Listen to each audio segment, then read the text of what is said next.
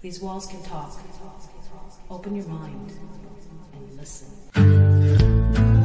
Trailing down these hollow halls, can you hear me?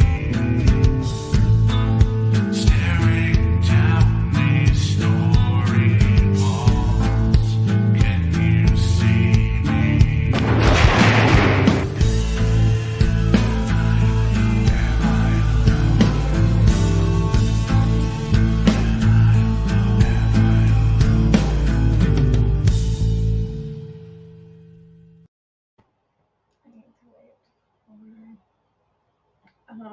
We're talking already, right? Yes. We're live. We're live We're right live. now. We are live at this moment. We were just having a technical discussion, and Oh, there he is. oh, there he is. Okay, we kind of figured that. Is he already on the simulcast, or we didn't even Yes. bring him into the studio? We didn't even introduce the guy. You can see him. We're a Now bunch of pricks. I'm knowing that since Robert is a scientist, he called in on atomic time. Oh, we wait, can't hear you. we can't hear Oh, you. he's Hold muted. on. Hold on. You're- Oh, it's us. It's Fine, us. I'll do it. We Oh, screwed up. no, There you are. I'm muted. Okay. I'm muted. I was just laughing to myself. You do that. I was gonna intro in, but my daughter just threw you in. Robert has been essential and integral to the growth of our team over the years. So of course we got to have him out on these events. I was gonna talk about the soul crushing last night. I went to go see that stadium tour. Saw Poison and Def Leppard and Motley Crue last night. Sandy and I walked out 3 songs into Motley Crue's set. They were terrible. Sounds like a grandmother up there singing. What was actually worse was seeing everybody in, 110-degree weather in leather pants. I guess we realized that it's not 1986 anymore. I looked really out of place because I was just wearing a t-shirt. And then I had like Grandpa Creepy Man next to me, a septuagenarian making out with his wife, and somehow his hands ended up all over me. And that was really weird. So I needed a certain kind of investigation saving today, besides having to work after getting there. I actually, just a little anecdote here real quick. A band I was in West Virginia in 1993, I believe, opened for Joan Jett and the Blackhearts. Oh, really? Wow. Yeah. She's a short thing. The band was called the 515 and named after a Who song. And we just had an opportunity. We were a union band, and they were looking for union bands, and we were available, so we got to do it. It was a mind-numbing experience too. I've never seen so many drugs in my life. Yeah, there was a lot there last night. But yeah. I'll tell you what. Even if I'm not a consumer of any of that shit, but we had nosebleed tickets, so I had about 75 steps to get up to my seat. So I wasn't smoking anything up there because I'd probably gas out and die. So what was Joan Jett like in person? Very sedate. Let me put it that way. Well, I guess that was a while ago too. She seemed pretty cool. She was really good. She's like 5'1" or 5'2" or something like that. She's not very tall at all. Like I said, lucky to speak. Def Leppard was great. Poison was actually really great. Sorry, he's only like 5'5", right? Like that. Well, he's met me. Yeah. So I mean, they would have been like the same height. Aren't you shorter than me? I'm 5'3", but that's normal for a woman. But like you're like the same height, sir. Just to. Ooh, do I detect some disrespect from the daughter type over there? Yes. She's I get the same thing from my daughter, and she's 12. You know what? She's my baby, right? But she's the one with the education. So hey, she can disrespect me. That's fine. So tonight is brought to us by my wife's homemade pickles, which we're going to be eating, and they're very sour. And I thought I would do that for an entertainment factor, just to see me shudder as I eat them. Because we try to make it interesting. I didn't pile up a whole bunch of questions because I think what we talk about will evolve into discussion, hopefully. or it'll become a really lame 8-minute podcast. Let's hope not. All right. Now, I was going to say, just before we move on to that, because Do you need to go to the washroom? That's all. no, I don't need to go pee yet. I will. Robert's a percussionist. He's a drummer. So I have to ask him on his opinion then of Tommy Lee. Sorry. He was good for the type of music they played. How about that? That is a Very, very politically correct answer. very politically correct. I thought it was, I know the last tour we saw, he was doing a drum solo in a spinning kit going over the entire stadium. So it was at least. Yeah. He's no Neil Peart.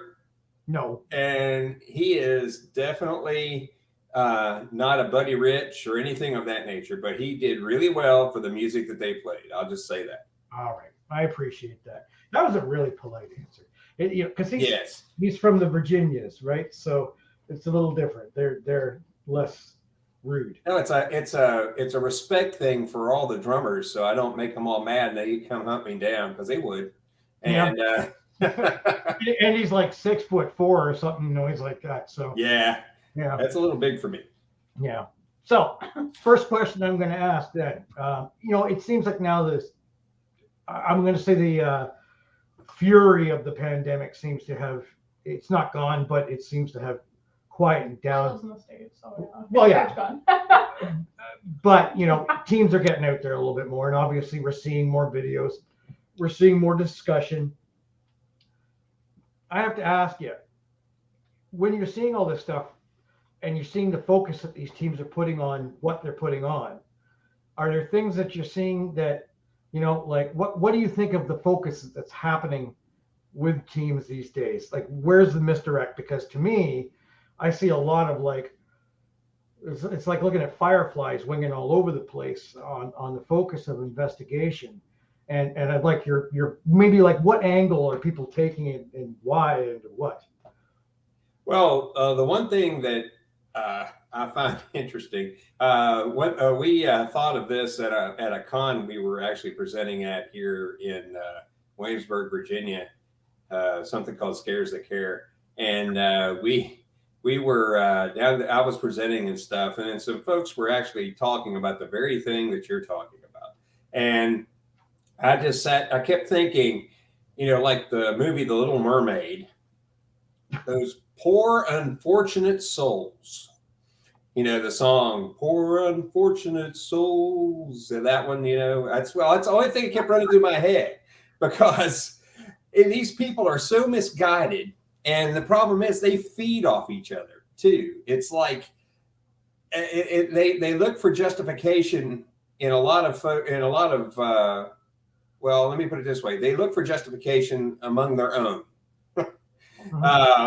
If there's no such thing as peer review with those guys. They're out to experience something. They're not trying to do anything. When they say they're trying to help somebody, that's the biggest load of horse poop I think I have ever heard, because they are not. They're out there trying to experience something, and that's pretty much it. And when they say they're trying to collect evidence, that's just to prove to somebody that they experienced something. It has nothing to do with trying to find out what it is. It's just to justify their own theories and their own beliefs. And a belief structure can be a terrible thing. It can be a good thing, if you're talking about spiritual enlightenment, that kind of stuff. But when you're talking about this kind of stuff, like conspiracy theories and things like that, crystals, hanging dead chickens from the door, divining rods, little flashy light things from ghoststop.com, and those people are going to hate me because I throw them under the bus every time we present. But, those kind of things, no, that's a load of hooey. And they're also darn close to committing fraud when they go into people's homes and tell them that there's a ghost in their home because the flashy light thing or the crystal moved. It's like, what the heck, guys? You can't tell somebody that, because now if they had a mental problem, what happens, David?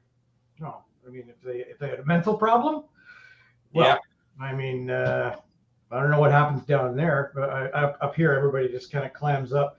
But I mean, problem, with the mental problem, unfortunately, I mean, now you've told them that there's a ghost in their house, and that mental problem gets even worse, and it gets Well, fed. especially if it's like an actual like delusion, and then you feed into it, and Yeah. then it keeps going, and then they've now I mean, then it turns out to one of the clients that we have harassing me, she has been convinced that she has a monster causing green goo all over the Oh, place. that was the one that was getting peed on. Yeah, getting peed on. It hurts so bad to move. Could And, be you know, I into that. don't like, you know, making fun of, you know, potential cases, but it was like 3 days of her basically saying that it hurts to even move because this Well, there's something more. spirit There's is something on more. all the time. So at some point, someone has fed into this delusion to the point that she actually thinks that she is being crawled on at all times. So, and then it leads to things like that. So, Well, absolutely. Well, the point I was trying to make was it causes harm. Yeah. Period. That's all there is to it. It causes harm. And if you're trying to help somebody, you shouldn't be causing harm. absolutely. That's that's what gets me all the time. You know, we also right now we have a plethora of groups down here in the States that basically just do events. They go out, they do an event for somewhere because it gives them access to the site so they can get money from the site, for the site, not from the site, for the site, by having an event there. And it gives them access to the site. And that is their sole reason for doing it. They're not trying to, they may say they're trying to help that other site. That's a load of hooey too. These people want access to the site just so they can experience something. Oh, And we have a large number of people like that down here that do that all the time. Well, same way as up here. And Rick, when you were talking before about the whole, you know, the teams that are actually going in to justify the investigation, to justify and find the haunting, they take away that pragmatic viewpoint of, look, I mean, I think it's wonderful if we go in there and we get evidence that we like, okay, the last couple of investigations, we haven't had to do very much peer review because they're like, we were able to eliminate anything anyway, right? We had one investigation. Love those. Yeah, it's like, okay, it's done. Sorry. And the client hates All right. because you Yeah. send them a message and say, sorry, I didn't find anything. Oh, then you're an asshole because look, the two other teams that were just here, like we just did a case, and I'm, you know, where there was several teams that had been in there and charged them like $1,000 to bless the home, and they said that they couldn't go into the basement because that was where it's always the basement, by the way. That's where the person is that's going to kill you. You know, don't go down there past 9:30 at night because ghosts know about time. And teams that are local to us, but we've never even heard of them. and we can't even find them either. It was actually quite a shock for this client, who was great. They left. They left the premises. It was clean, but they, to me, had been kind of jaded from the previous teams, and they were all like, just like I only brought a gun case full of equipment and a toolbox. Well, they had so much more equipment than you, but of course they had all the equipments that go bing and bong and light up over here, and I don't need that, right? I said, look, I mean, audio, video, a camera, my senses. You know, brother, house that size, no. I mean, And it was just a house, right? It was just a small house at that. And a lot of it could be written off. I mean, it was right near a highway, a lot of vibration, 100-year-old house, you know, et cetera, you know? So like, I think the thing is that a lot of teams out there aren't going in there to disprove this situation and say to the people, you're okay. Like we couldn't, you know, I couldn't see anything that was really out of the world. You know, but did you bring in a medium? Well, no, there's nothing that the medium is going to say that I can take at any quantitative values. So they don't like that. Like, I mean, that's why I ask them when we have the, you know, pre-investigative chat, you know, and I'm asking them, like, are you wanting us to come in and prove a haunting, or are you wanting to find out what this might be? Because I'm not going to lie to you. Yeah, we do make videos. Yes, I do try to make them kind of cheeky and entertaining, I guess, because what we do is boring. Well, who wants to sit and watch realistically and actually 3 hours of investigation of us walking around, you know, checking everything? No, they want to see it in maximum 20 and that's for minutes. teams that do it that way. But you're right. I mean, everybody that goes in, they have I know one team that's got 4 mediums and then they got their investigative team, and they have K2s all over the house, and they've got this and that all over the house. I think that like it's almost like one thing since this pandemic has ended, or not ended, and it's languishing.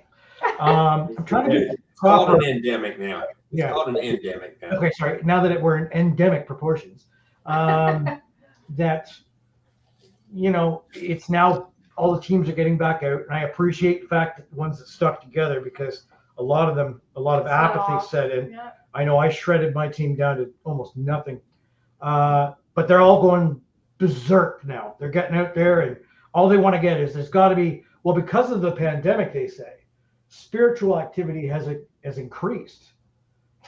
Ah. Well, what's the We did a study on that, Dave. yeah? The Okay, results were completely and totally inconclusive. of course. I mean, a lot of what happened with some people looks like that they hadn't been home that much in years. So they're all of a sudden in a house that makes weird noises all the time, and they're claiming it's a ghost. And also we had some people that actually became mentally unstable because they were stuck at home and they weren't able to get out. So we had some folks like that too. We collected data from like 1,000 people across the country here. And because everybody was saying that, Dave, everybody was like, oh, no, the pandemic's increasing paranormal activity. And it's like, no, it's not. The data we're showing indicates that it's at best, it's the same. I mean, at most, it's the same amount. As a matter of fact, in some areas of the country, especially in the Southeast, which is technically where our area is, it was reduced considerably. So, you got to wonder why people thought that. Was it anecdotal because they're at the house and they hear something that they're not used to hearing? Like I just moved into a new house. Yeah. Like back in January, and there are some weird sounds in this house that I'm still not used to, but it's the house doing it. And I know it's the house doing it because I used to run a chemical production unit for Dow Chemical Corporation, and it's like it's HVAC, it's the daggone heat box down here, or it's the compressor over here, or that kind of thing. Well, a lot of people don't have that skill set, so they don't know this. So they're at home, and all of a sudden there's a big bang that happens. Well, they automatically jump to the paranormal side of things. Sure. And they want to call you, and they want you to justify it. They called us all the time. We had to get an actual office number to handle the calls coming into us, because having it go to my phone or go to Tommy's phone or go to anybody else's phone for our group was just blowing us up. So we just said, nope, it's going to an office phone. We collect the voicemails, we call them back, and then we explain, what's going on. And that's what we spent a lot of time doing when everybody was in lockdown. But after that, though, I think people are finally coming to the conclusion that maybe it is their homes. Yeah. Maybe it is the house settling. Maybe it is the pipes. Maybe it is, extreme flatulence or whatever you want to say. It's like, that here. I mean, like really flatly, people have gone a little cabin crazy. You know what I mean? Yeah. It's just, it's okay to say that. I mean, it's okay to admit that. And unfortunately, you're right, though. A lot of teams out there are taking advantage of that. Yes, they are. They are taking advantage. I couldn't have said it any better, Dave. They are taking advantage of people right now. I know 3 groups down here immediately that are doing that as we speak. They're out right now, this evening, taking advantage of somebody. Yeah, it makes me kind of sad. Because, really, in the end, again, this is, look, we're all grabbing at straws. We're grabbing in the air. We're doing what we can. And, being honest about it, you know what I mean? And it's weird because clients kind of shy away from that honesty, that sort of, we're not gonna give you a definite answer. We're gonna possibly tell you what it's not. And look, certainly I'll go to a client afterwards and go, look, here's evidence I'm presenting you. This is not proof. This is just what I could not. Yeah. This is what I could not debunk. This has been reviewed. here's the video that goes along with it, whatever. Here's the tests that we performed. We're not going in there, creating a whole lot of commotion for nothing. And generally speaking, there are some irrational clients that think that all of a sudden we're pricks. We had one where it became kind of a bit of a court. It was going to become a court case. It is what it is. But you're right. It's because there are people out there that, as a psychic, every 3 blocks. And that's not to say that I do not think that there are people that have intuitive sensation. I grew up around some people that impressed me that way, but I also grew up around, I was in the spiritualist church. So I grew up being taught how to fake people at psychic fairs. So I know that all that exists too, which is why I don't involve that. So question number, he's in the States. So dos. 2. What is that not? Well, I didn't say you spoke Spanish. I'm just saying in the States, up here it would be du, right? Because we're French and English. Down there they're English and Spanish. I was trying to be. Holy shit. Okay, anyway. Live or not to live? Come on now. What's your take on what seems to be? Oh, I got it. I was confused for a second. I was like, wait a minute. My brain, I've been around my 12-year-old daughter a lot. So my brain has absorbed that IQ, even though she's really smart now. It makes me look bad all the time. My daughter's smarter than me, so it's okay. Yeah, my daughter's learning genetics at 12 years old. I didn't even. But no, the live thing. I'm not a big fan. Doing it, man. It is like I'm not a big fan because it leaves way too many opportunities for failure. Let me put it that way. Mm-hmm. And it's a failure-rich environment. The people that do live, like we actually helped with an event a while back, and somebody wanted to go live, and I talked those folks out of it. I was like, hey, maybe we shouldn't do that now. If you're going to go live to announce something big at the event. Don't go live to show what we're doing, because it's going to, more than likely we're going to run into a failure, and you're going to have to explain why it's a failure. And then everybody's going to say, well, that's stupid. I'm not going to watch this anymore. And so there's that kind of situation. But also you're showing off, again, it goes back to integrity. You're showing off how you do things, especially, even though they're wrong, even though that you're kind of, not you, but folks are kind of telling people like, hey, there's a ghost over here because this K2 is flashing orange. The flashy light thing over here, this REM pod's going off. So there's got to be something over there. Well, no, you can't say stuff like that, because you don't know what set that REM pod off. Because a REM pod, all that is a proximity sensor that deals with if you come into the field, the magnetic field or not, that's around the antenna, and anything can upset that. There are a million things that could upset that. So that's just an example.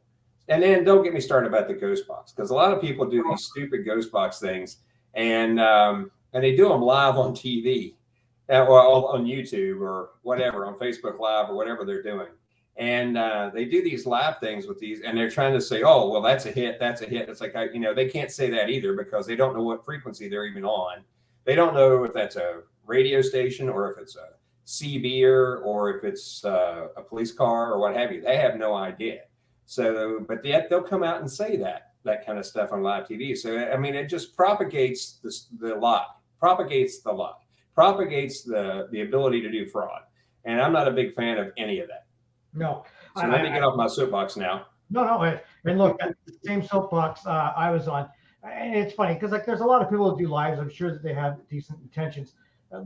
They may not be doing it necessarily. We're doing a podcast. It's live. A monthly. That's different. That's kind of different. We're having a chat. I'm not doing this during an investigation. We have done live spots like prior to starting an investigation. Yeah. Might jump on for 2 seconds and go, hey, we're blah, blah, blah. Watch out for the video. And then that's it. But I do see the problems where, for me, I think years ago we tried one at a location, and I don't feel so necessarily bad at certain spots if it's a location that we set up, because that's for us. It's not for a client. And like we take 10 minutes and we say, okay, you know what, we're going to go live and just, and I Do a tour. Or do a whatever. tour. I don't know. And just I don't know how people pay attention, because you got people asking you questions and you're having to respond and all that. So there's the logistical side of it. And you're right. Like, how am I giving you quantitative answers? How am I qualifying that this is a ghost? You're right. Spirit box, can't get started on that. I won't either. Well, actually, I will. But yeah, the live thing doesn't. I mean, like the last investigation we did, all good intentions. Don't get me wrong. We did a collaborative effort with a team from another city. They bought in to a location. We went halvesies, and there were some technical issues that happened during the night. They were hosting a live. I think the lady that did it isn't so much into investigation as she is hosting events. And I was like, okay, I found it about a week before we got up there. We had set up the investigation months prior. And unfortunately, in the end, we did actually have some audio hits, but we trashed them all. We trashed any piece of evidence we had that night because there was just too much contamination. Whether it be, there was a few speakers that were I don't know why they were broadcasting around the place. I think they were attached to her cameras, her laptops, and they were squawking. And occasionally they would have to come into we'll call it the theater of combat. It was a jail. The theater of combat to adjust the equipment. Well, we didn't know when that was happening. So right away, we have a contamination factor. Ipso facto, everything was deleted.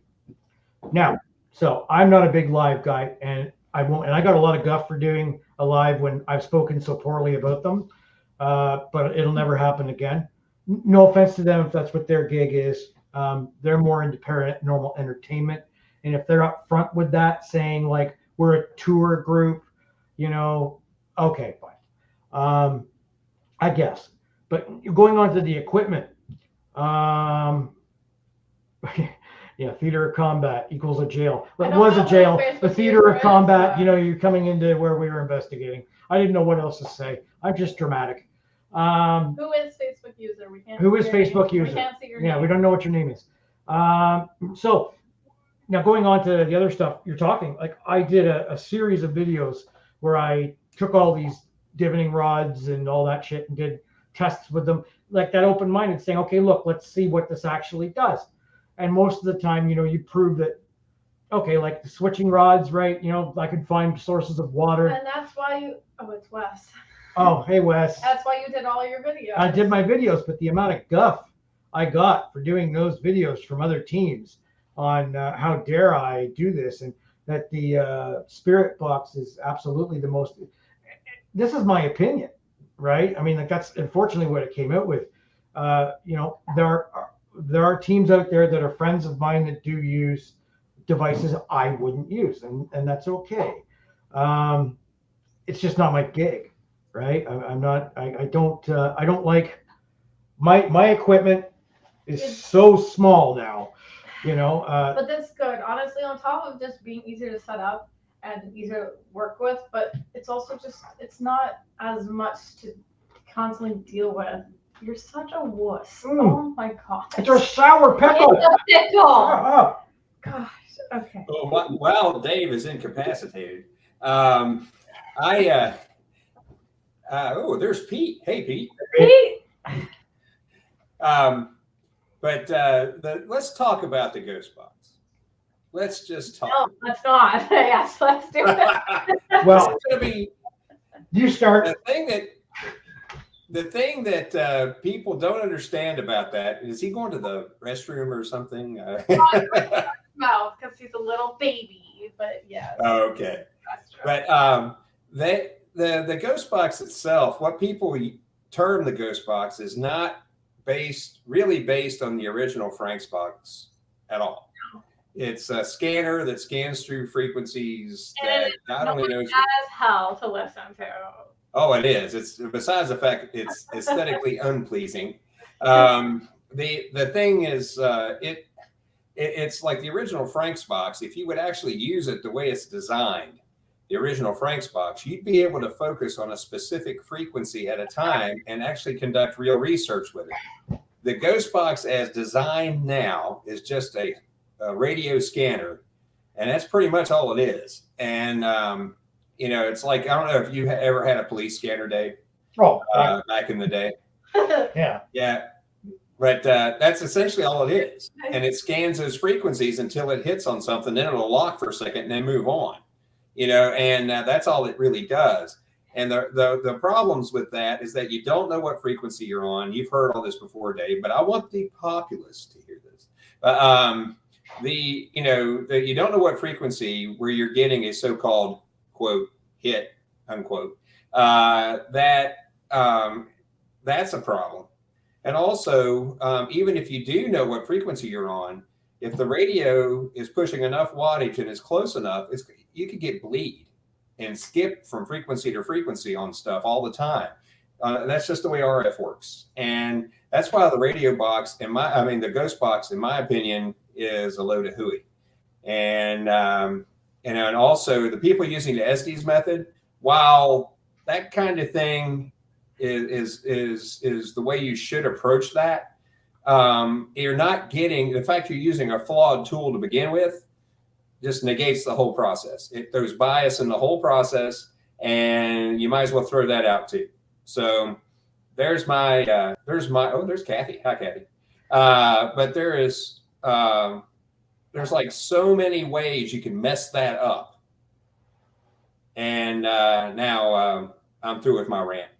I was just trying to think about what necessarily is worse for certain things. Like, to me, and you being ADHD and me being ADHD, the actual all the static and nick. Absolutely aggravating. I actually we did have a member bring one. And look, I'm an open-minded dude, right? Look, if we're having like a portion of an investigation, I'm like, okay, do it. Like I did it. I did tests on it myself. You did it. I did it, and I thought that I was going to get sick to my stomach. It just auditorily just upset me. And you can't even focus on these supposed hits that people talk about because of how annoying it is to listen to. So I'll be politically correct and say it's a personal preference. I know that other one that they had for a while there, was it the Wonder Box? Oh, where it like reverberated the voice and made it sound all like that, right?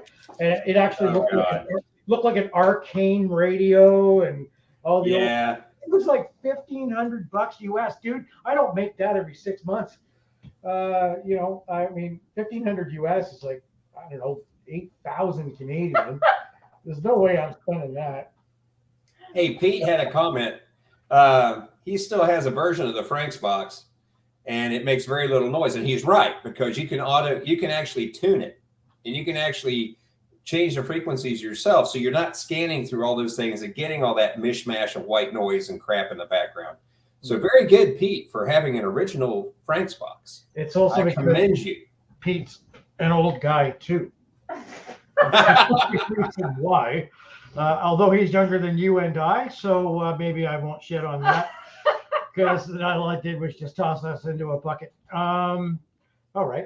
So yeah, so the toy factor, obviously, unfortunately, is getting back into the swing. I thought for a while teams were actually using less toys and getting a more organic. It just seems way more. And now it's gone back to the enjoyment. I think that's really a lot of pandemic. We haven't done this forever, so we got to get out there. Get out and use it all. What were we hearing the night? The excuse, the one team closed down because she got an attachment after investigating in a graveyard. They investigated a graveyard and she had an attachment, so they no longer investigate.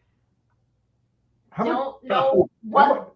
how about just say you're just not investigating anymore? Not really sure if she means one of them followed her home or if she just. Well, I don't understand how, you know what, I've been doing this for 30 years. My team's been around 18 years. We've been very fortunate and have investigated everywhere. I mean, I investigated the first time at 14. You were 14, like, 13, 14. I have never had an attachment follow me home. And Everyone. I always get the axe. Yeah, everybody, you know, what do you do to prepare to go on an investigation? Nothing. I Research go, the well, hold on. location. What do I do to prepare? I buy a coffee from the coffee shop. I take a whiz. And then I'm ready. We might, You know if what I it's a mean? bigger location, You know. you might research it. And we Well, might yeah, whatever. check out geographically where it is, but that's. But like that last investigation, they asked us if we wanted to know the claims and where, and I said, no, I don't want any confirmation bias.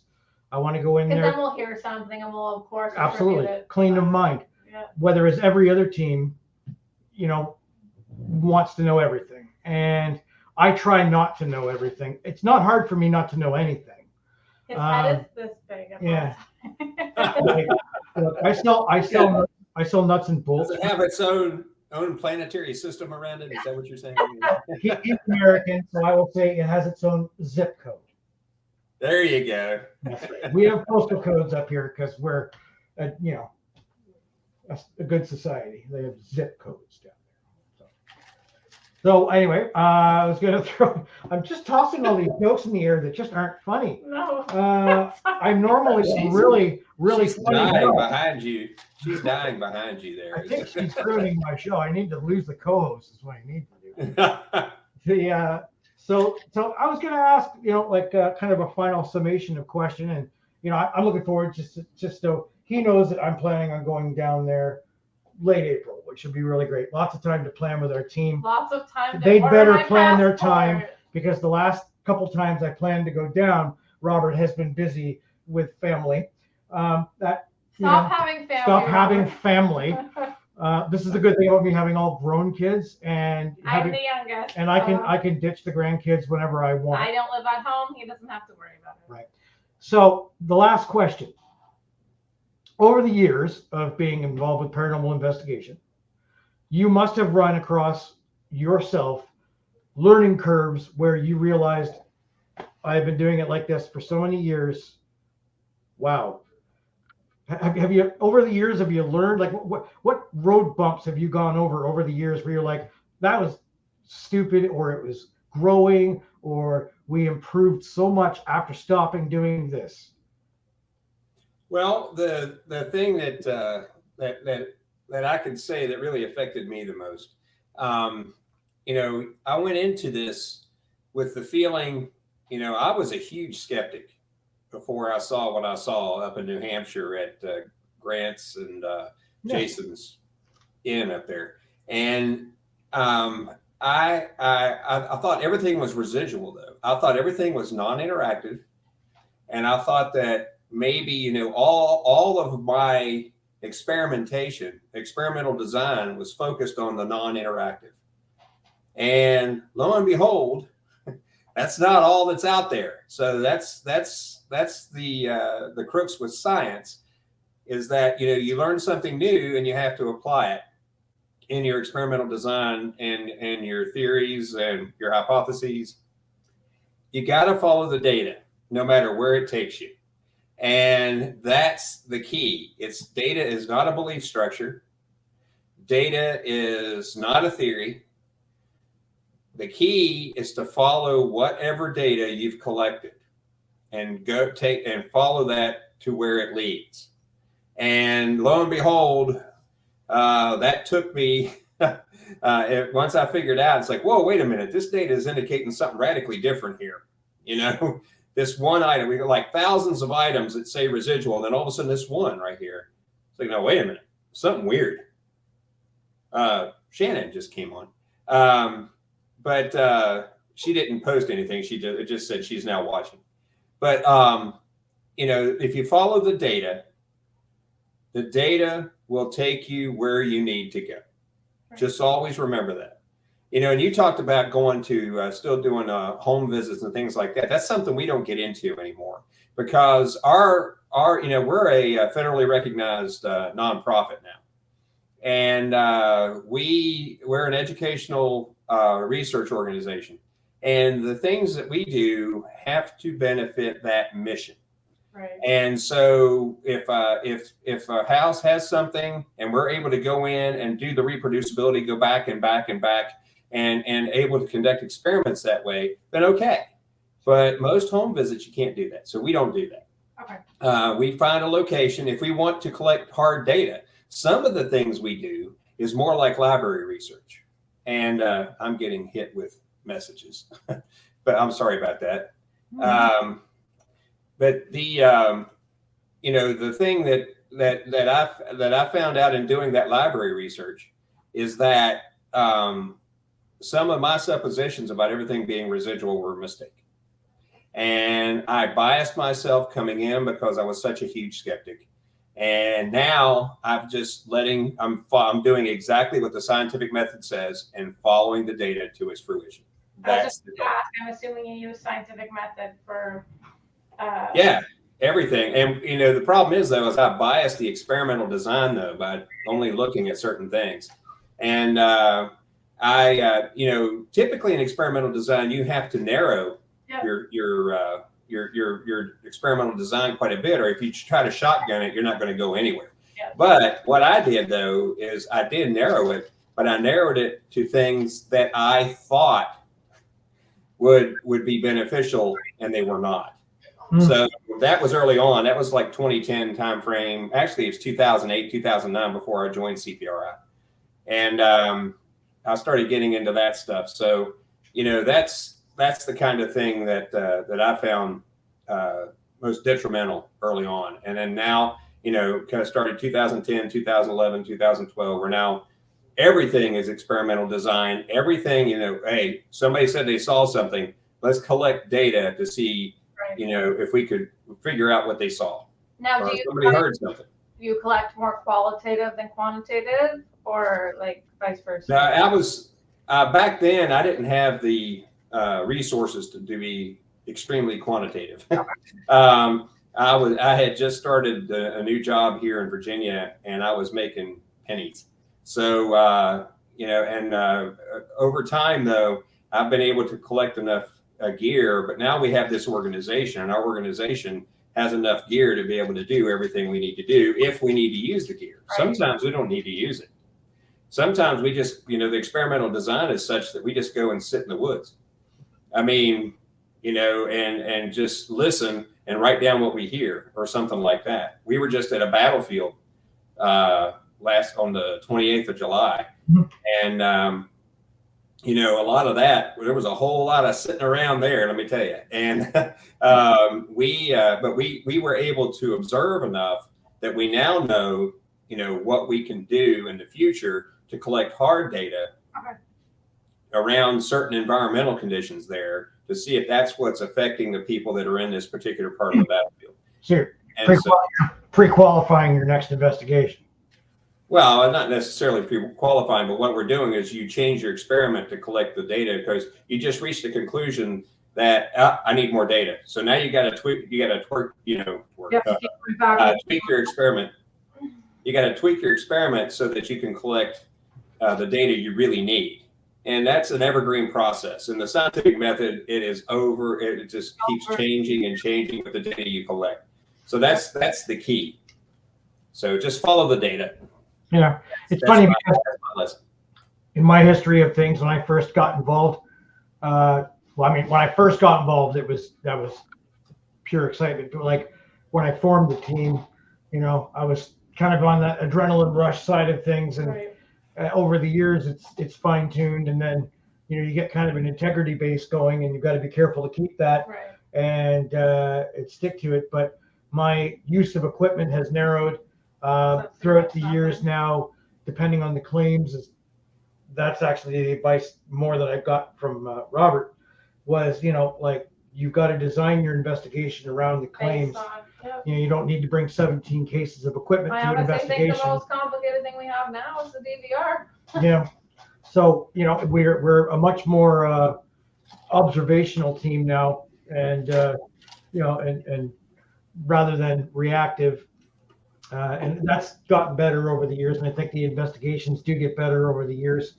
I suppose if you watch our videos, they've gone more boring over the years, but realistically, it's because we're not, what do you want to call it? Overreacting Yeah. as much. I guess maybe I'm just getting old. So No, 'cause I'm young and I- you're young. So, You see, the same thing happened to me when I was traveling with a band.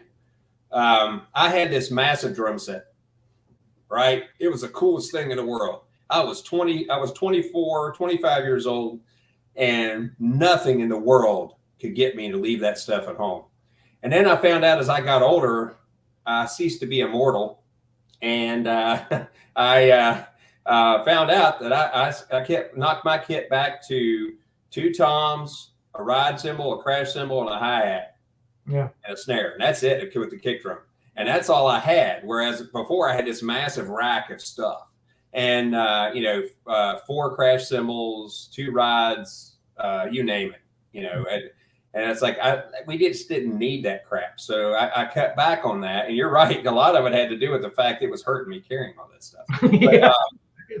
Yeah. But what we're doing now though is, like we've even cut back on environmental stuff because, we've kind of beat the residual or non-interactive side of things to death. I mean, it is all that data is there. And it just seems that because it's always the same environmental conditions, that residual stuff has a natural cause. Just don't know what it is yet. No. And that's the next step in that whole line of stuff where we design an experiment to find out, see if we can actually trigger a residual type of thing.